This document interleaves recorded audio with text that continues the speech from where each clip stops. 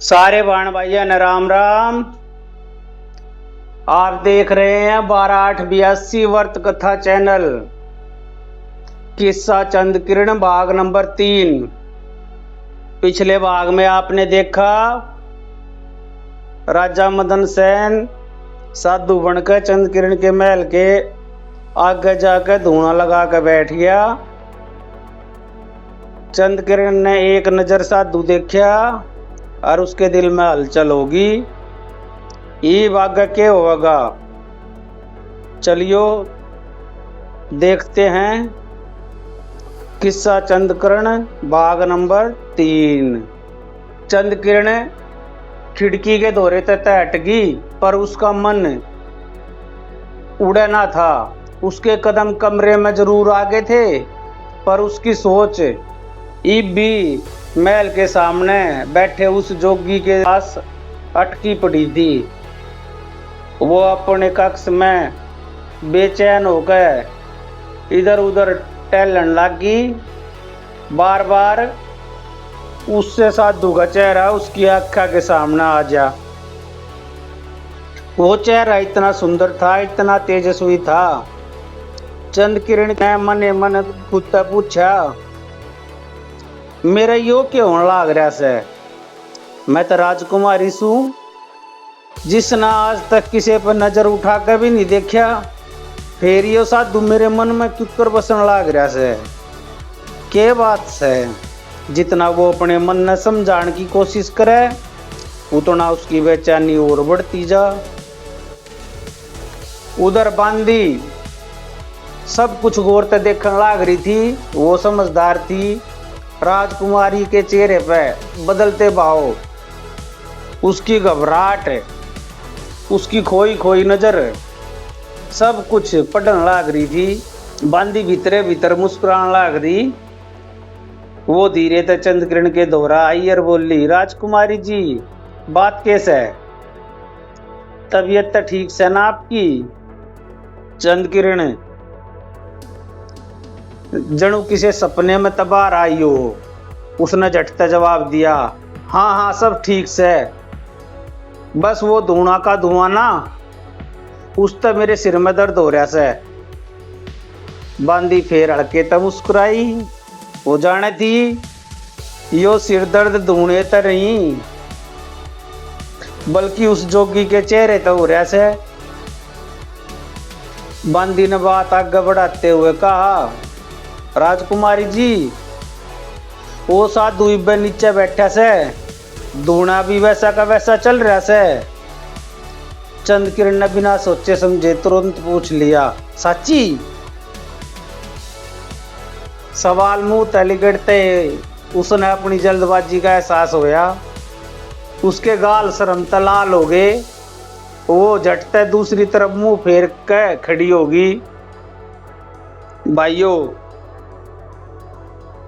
जोगी का मुखड़ा याद आवे, मन ने चैन ना आवे से।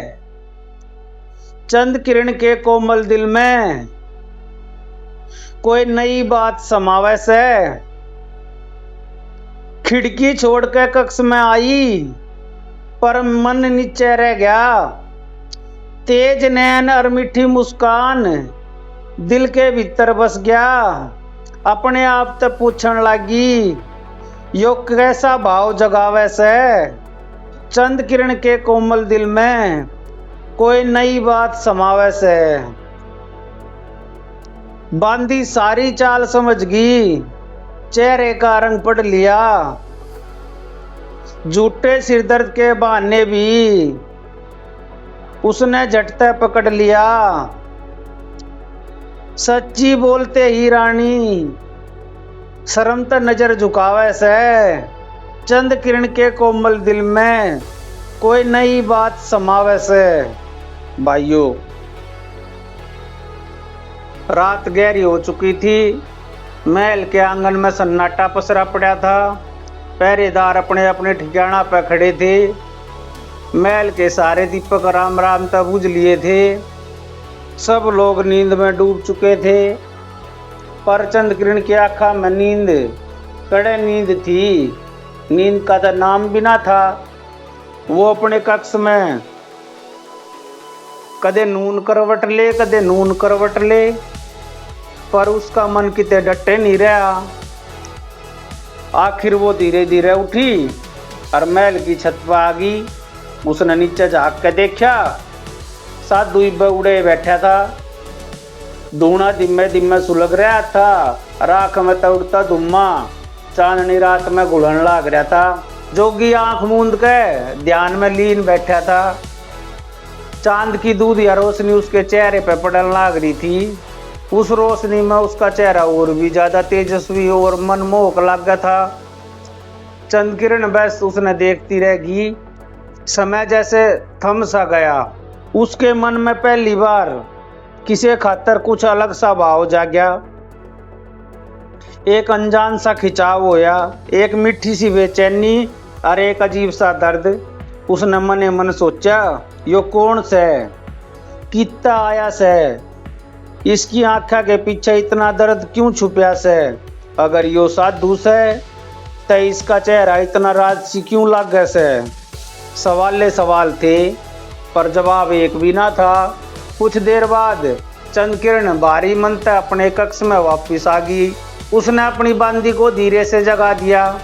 बांदी ने आंख मिलाते हुए पूछा, राजकुमारी जी इतनी रात गए, क्या बात होगी। चंद किरण कुछ पल चुप रही, फिर धीमे सुर में बोली, बांदी काल सवेरे एक काम करिए, उस साधु के दौरे जाइए, पता करिए वो कौन से कड़ेता आया से, अरे याडे क्यों आया से। पर ध्यान रखिए बात बड़ी चालाकी से पूछनी से, किसी ने भनक भी ना पड़नी चाहिए। बांदी ने सिर हिला दिया, हाँ बर्दी, पर उसके होठा पे हल्की सी मुस्कान फिर आ गई। वो मने मन जान चुकी थी चक्कर कैसे। राजकुमारी का दिल उस जोगी पर आ चुका था।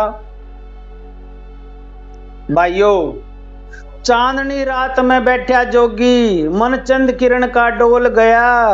पहली बार कोई अनजान आके दिल का फाटक खोल गया। धूना सुलगे राख उड़े जोगी ध्यान लगावे से, चांद की कोमल किरणा में रूप निराला पावे से। देखते देखते रानी का मन अपने बस्ते छोड़ गया। पहली बार किसे अनजाने ने दिल का फाटक खोल गया। कौन सहयोग किते आया, सवाल मन में उमड़े थे। राजसी चेहरा देख देख के नैन उसे पे अड़े थे।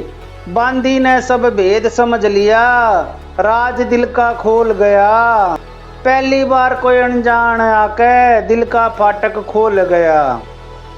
भाइयों, अगले दिन तड़के तड़क बांदी महल से नीचे उतरी।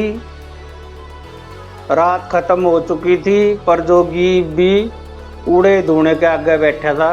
धूना धीरे धीरे सुलग रहा था। राख की हल्की खुशबू हवा में फैल रही थी। बाबा रात भर उड़े बैठा रहा। बांदी ने इस बार अपना रोब छोड़ दिया और वो धीरे से आगे बढ़ी और आदर के साथ बोली, बाबा जी राम राम। साधु ने धीरे धीरे आंख खोली और बांदी की तरफ देख कर बोला, जीती रहे बेटी, भगवान तने खुश रखे। बांदी थोड़ी देर चुप रही, फिर बड़े प्यार से पूछने लगी, बाबा जी तू कड़े ता आया से, तेरा नाम कैसे। अरे याडे धूना रमा कर बैठन का के काम से। साधु के उठा पे हल्की सी मुस्कान आ गई।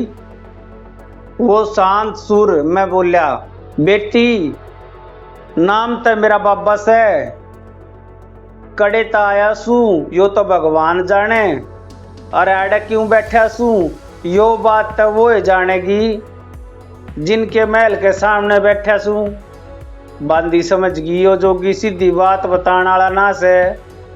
वो थोड़ी और नजदीक आकर बोली, बाबा जी साची साच बताओ, तू साधु कम कोई राजा ज्यादा लागे से, तेरा चेहरा किसी राजघराने के आदमी जैसा लागे से। एक पल खातर साधु की आंख चमक उठी पर अगले ही पल उसने अपने भाव को छुपा लिया। वो धीमे सुर में बोलिया, बेटी जो राजा था वो इब साधु बन गया से। अरे जब तक मन की मुराद पूरी ना होगी तब तक साधु बन के ही रहेगा। बांदी के मन में जिज्ञासा और बढ़ गई। उसने साइड जनी पूछ लिया, अरे बाबा जी मन की मुराद कैसे? साधु ने कोई जवाब ना दिया। उसने बस एक बार ऊपर महल की तरफ देखा। उसकी नजर सीधी उस खिड़की पे जा टिकी जड़े तो चंद्रकिरण उसने देखा करती। फिर वो मुस्कुराया और बोलिया, जो ऊपर से है। इतना सुनते ही बांदी का दिल जोर जोर से धड़कन लग गया। ईब उसने सारी बात समझ आ चुकी थी। वो बिना एक पल गवाए महल की तरफ दौड़ पड़ी और जाकर चंद्रकिरण ने बाबा की कई सारी बात ज्यों की त्यों सुना दी। भाइयों, राजा जोगी बन के बैठा मन की आस जगावे से। महिला ऊपर बैठी रानी चुपके दिल समझावे से। बांदी पूछे नाम पता बाबा हंस के टाल गया। जिनके आगे धूना रमया भेद उन्हीं तक खोल गया। राशि चेहरा देख देख के मन में शक उठावे से। महिला ऊपर बैठी रानी चुपके दिल समझावे से। जो राजा था वो साधु से कह के बात छुपा ली उसने। मन की मुराद पूरी होवे या आस मन में जगा ली उसने। ऊपर देख के इशारा दिल का राज बतावे से। महिला ऊपर बैठी रानी चुप के दिल समझावे से। भाइयों, बांदी ने बाबा की सारी बात बताई। एक पल खातर राजकुमारी कति चुप होगी, जने तो उसके मन में कोई तूफान सा आ गया। जब उसने सुना यो साधु कोई साधारण जोगी ना बल्कि एक राजा से और उसकी मन की मुराद चंद्रकिरण खुद से, तो उसका दिल एक साथ खुश भी होया और घबरा भी गया। खुश इस बात तो होया तक पहली बार किसी ने उस खातर इतनी बड़ी हिम्मत दिखाई थी। कोई अपना राजपाट अपनी पहचान और अपना मान सम्मान छोड़ के साधु के भेष में उसके महल के सामने धूना रमा के बैठ गया था। पर साथ ही उसके मन में डर भी घर कर गया। उसने मने मन सोचा, अगर पिताजी ने यो बात पता चल गई तो क्या होगा। राजा नारायण सिंह बड़े कड़क स्वभाव के थे। उनने अपनी बेटी की सुरक्षा खातर कई सख्त नियम बना रखे थे। जिस किसी ने भी चंद्रकिरण की तरफ बुरी नजर से देखने की कोशिश करी उसने कठोर सजा मिला करती। और यो जोगी तो महल के ठीक सामने धूना रमा के बैठा से। अगर राजा नारायण सिंह के काना तक यो बात पहुंच गई तो उसकी जान खतरे में पड़ जाएगी। यो सोच के चंद्रकिरण का दिल घबराने लग गया। उसने तुरंत बांदी का हाथ पकड़ लिया और धीमे पर गंभीर सुर में बोली, बांदी यो बात किसी ने भी पता नहीं चलनी चाहिए, खासकर पिताजी ने तो बिल्कुल भी ना समझी। बांदी ने सिर झुका कर जवाब दिया, जी राजकुमारी जी, जैसा आपको होगी वैसा ही होगा। चंद्रकिरण कुछ पल सोचती रही। उसके मन में जिज्ञासा, डर और अपनापन तीनों भाव एक साथ उमड़े थे। आखिर उसने हिम्मत जुटाई और बांदी तो बोली, अरे सुन, उस बाबा तो कह दिए कि आज रात ने जीव सारे महल वाले सो जा, तो वो महल के पिछले दरवाजे पर आ जावे, मैं उससे मिलना चाहूँ सू। इतना सुनते ही बांदी की आंखों में हैरानी। उसने आज तक पहले कदे चंद्रकिरण ने इस ढंग तक किसे खातर बेचैन होते देखा ही नहीं था।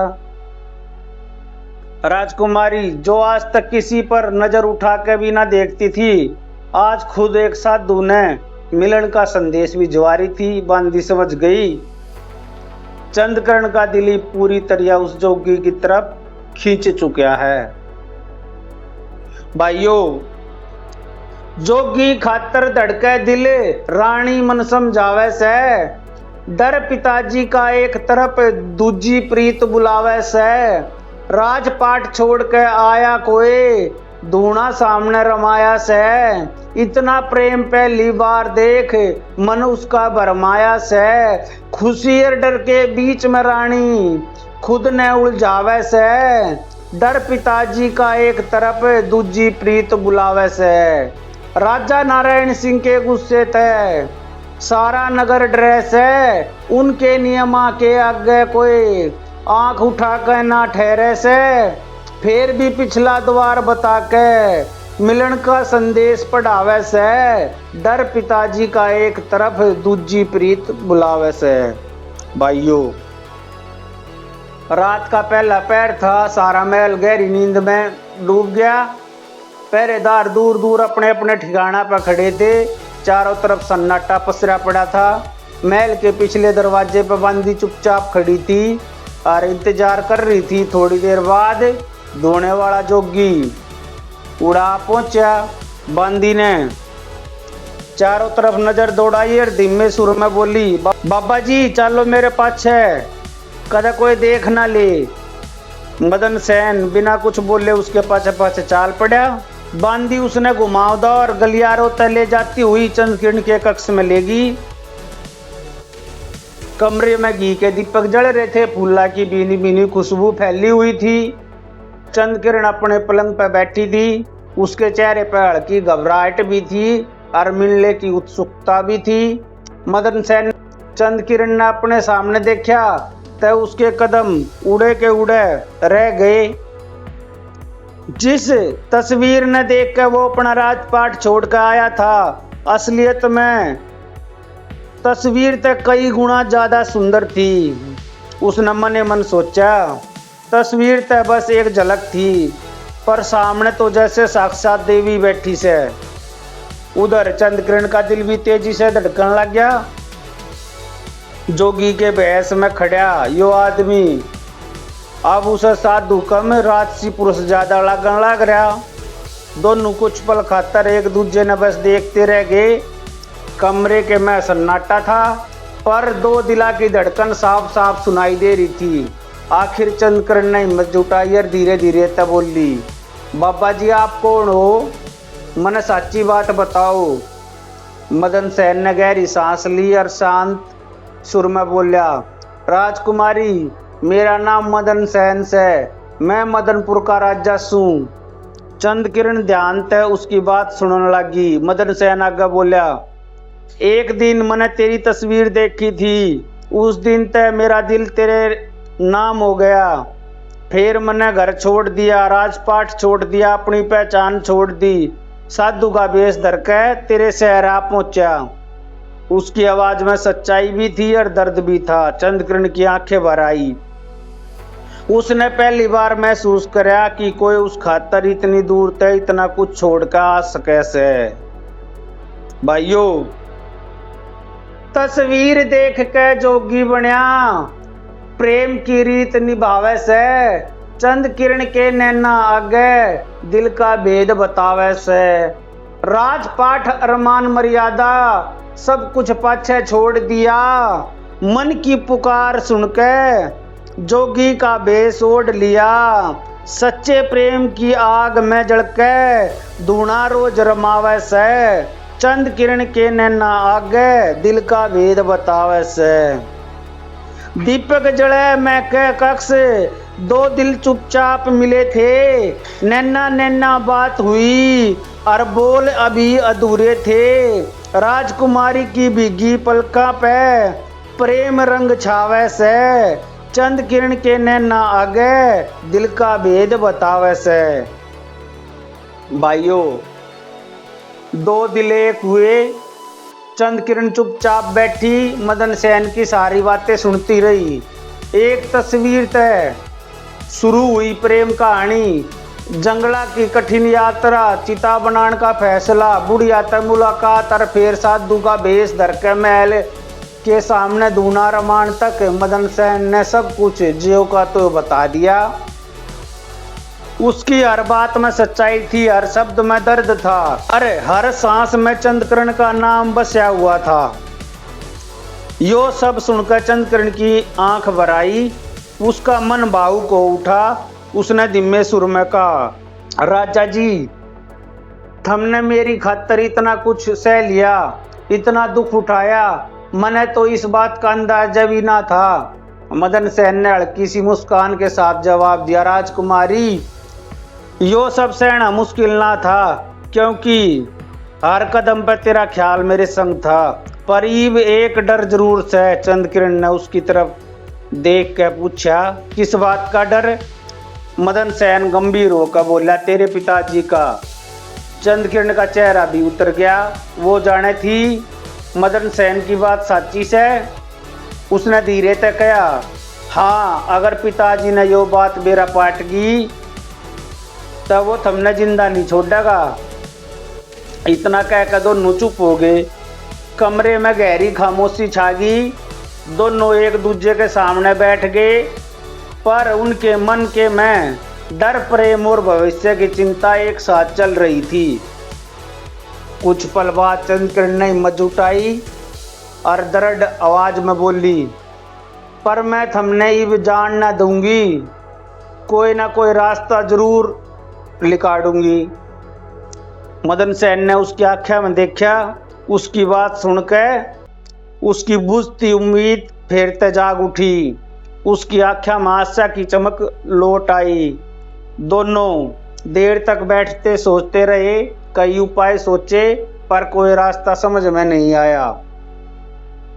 राजा नारायण सिंह तय चुप कर कुछ करना आसान ना था। उनकी नजरा तक बच गए, महल आना जाना भी खतरे तक खाली नहीं था। तभी बांदी जल्दी तक कमरे में आई। उसके चेहरे पर घबराहट साफ दिखाई दे रही थी। वो धीमे पर जल्दी जल्दी बोली, राजकुमारी जी, जल्दी करो, कुछ सिपाही जाग गए से। अगर किसी ने देख लिया तो बड़ी मुसीबत खड़ी हो जाएगी। चंद्रकिरण और मदन सेन एक दूसरे की तरफ देखने लगे। उनकी आंखों में बिछड़न का दर्द साफ दिखाई देवा था, पर समय उनके साथ ना था। मदन सेन ने भी भारी मंतव्य डाली और जल्दी तय बांदी के पाछे पाछे महल के पिछले दरवाजे तक बाहर निकल गया। दो दिल मिलकर एक हुए, पर डर बीच खड़ गया से। प्रीत के रास्ते आगे देखो, भाग्य कैसा अड़ गया से। तस्वीर तय जगी थी चाहत, दूने तय बात बढ़ी। जंगल दुख और विरह से के प्रेम की डोरी गढ़ी। राजकुमारी सुनकर सब कुछ नैना तेजल जड़रिया से। प्रीत के रास्ते आगे देखो, भाग्य कैसा अड़ रहा से। पर किस्मत ने कुछ और मंजूर कर रखा था। जुकर मदन सेन महल के पिछले दरवाजे से बाहर निकलिया। एक जागते उड़ सिपाही की नजर उस पर पड़ गई। सिपाही एकदम डर गया। महल के भीतर तो यो साधु क्यों करवा निकलने लग रहा। उसके मन में शक पैदा हो गया। उसने बिना देर करे दूसरा तभी रुक्का मार दिया, जागो रे जागो, कोई अजनबी महल के भीतर तो बाहर निकलने लग रहा से। उसकी आवाज सुनते ही सारे सिपाही हो गए इकट्ठे और देखते ही देखते चारों तरफ तक आगे बाज गए। और फिर मदन सेन ने हालात समझ लिए। उसने एक बार फिर पीछे मुड़कर महल की तरफ देखा। वो चाहे तो भागने की कोशिश कर सका था, पर रात का गहरा अंधेरा और सिपाहिया की भारी गिनती के आगे बचने का कोई रास्ता ही ना था। कुछ पला में सिपाहिया ने चारों ओर तक घेर लिया। उनने मदन सेन के हाथ बांध दिए, पर मदन सेन ने कोई विरोध ना कराया। उसके चेहरे पर न डर था न पछतावा। वो मन मन सोचने लग रहा था, जो किस्मत में लिख रखी सब वो करेगी। कम से कम चंद्रकिरण तक एक बार मिलते लिया। सिपाही उसने पकड़ कर दरबार की तरफ चाल पड़े। रात का सन्नाटा अब भारी कदमा की आवाज से टूटने लग रहा था। उधर महल की ऊपर वाली खिड़की से चंद्रकिरण यो सब देखने लग रही थी। जैसे ही उसने मदन सेन के हाथ बंदे उड़ देखे, उसका आंसू आगे, उसका दिल जोर जोर से धड़कने लग गया। अब वो घबराहट में बांदी का हाथ पकड़ कर बोली, बांदी इब क्या होगा? बांदी के चेहरे पर भी चिंता साफ दिखने लग रही थी, पर इस बार उसके पास कोई भी जवाब ना था। भाइयों, बंधन में बंध गया जोगी, किस्मत खेल दिखावे से। नैना आगे बिछड़ता साथी, चंद किरण घबरावे से। पिछले द्वार ते लिकड़ा था, चुप कर रात अंधेरी में। जागते सिपाही की नजर पड़ गई, बात फंस गई फेरी में। चारों ओर ते घेर कर उसने रस्सी हाथ बंधावे से। नैना आगे बिछड़ता साथी, चंद किरण घबरावे से। मदन सेन ने विरोध करया ना, भाजन की कोशिश छोड़ी। एक बार मिल लिया उससे, मन में आस न तोड़ी। ऊपर खड़ी रानी की आंखें दुख का नीर बहावे से। नैना आगे बिछड़ता साथी, चंद किरण घबरावे से। भाइयों, सुबह होते ही राजा नारायण सिंह का वो दरबार सज गया। दरबारी अपनी अपनी जगह पर बैठ गए, सिपाही हथियार संभाल कर खड़े हो गए। थोड़ी देर बाद मदन सेन ने दरबार में पेश कराया गया। उसके हाथ बंधे हुए थे, साधु के कपड़े रात भर की भाग दौड़ तक मैले हो चुके थे, पर उसके चेहरे पर डर न था न घबराहट। एक अजीब सुकून उसके चेहरे पर साफ दिखाई देव था। राजा नारायण सिंह गुस्से से लाल हो रहा था। उसने ऊंची आवाज में पूछा, कौन से तू? और रात के टाइम मेरे महल में केक कर रहा था। मदन सेन ने बिना किसी चीज के सिर उठाया और दृढ़ आवाज में जवाब दिया, मैं मदनपुर का राजा मदन सेन हूँ। इतना सुनते ही पूरे दरबार में सन्नाटा छा गया। दरबारी एक दूसरे का मुंह देखने लगे। राजा नारायण सिंह की आंखें गुस्से से लाल हो गई और वे गरज का बोलिया, राजा होकर साधु का भेष धर लिया और मेरी बेटी के महल में रात के टाइम घुस गया। यो बहुत बड़ा अपराध है, इसकी सजा मृत्यु दंड। राजा की बात सुनते ही दरबार फिर तक खामोश हो गया। सबकी नजर मदन सेन पर टिक गई, पर मदन सेन शांत खड़ा रहा। उसके चेहरे पे ना पछतावा था ना डर था। उसने मने मन सोचा, रानी नागदे ठीक क्या थी, पर ये पछतावे तक के फायदा। कम से कम चंद किरण तक मिलन की मुराद तक पूरी हो ली। उधर महल में जब चंद किरण ने फांसी का हुक्म की खबर मिली तब उसकी आंखें आंसू बहने लगे। वो घबराई हुई बांदी का हाथ पकड़ कर बोली, बांदी कुछ कर, इसने बचा ले, मैं इसने मरते नहीं देख सकूं सू। बांदी भी लाचार थी। उसने धीमे सुर में कहा, राजकुमारी जी, यो राजा साहब का हुक्म से ईब बिना किसी बड़े उपाय के कुछ करना मुश्किल से। भाइयों, फांसी का हुक्म सुना दिया, प्रेम की राह अटक गई रे। फांसी का हुक्म सुना दिया, प्रेम की राह अटक गई रे। दरबारा के बीच खड़ी किस्मत, देखो कैसी भड़क गई रे। साधु बाणा छोड़कर बोलिया, मदनपुर का राजा सूं। सुनकर सारी सभा दहलगी, मैं प्रेम का मारा सूं।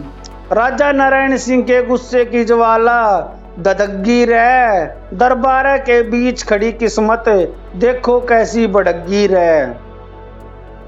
चंद किरण के नैना तय अब दुख की धार बहसे। बांदी भी लाचार खड़ी, कोई उपाय ना कह से। एक तरफ सच्चा प्रेम खड़ गया, दूजी मौत झलकगी रे। दरबारा के बीच खड़ी किस्मत, देखो कैसी बिगड़गी रे। भाइयों, एक तरफ राजा मदन सेन का सच्चा प्रेम से, दूसरी तरफ राजा नारायण सिंह का कठोर फैसला।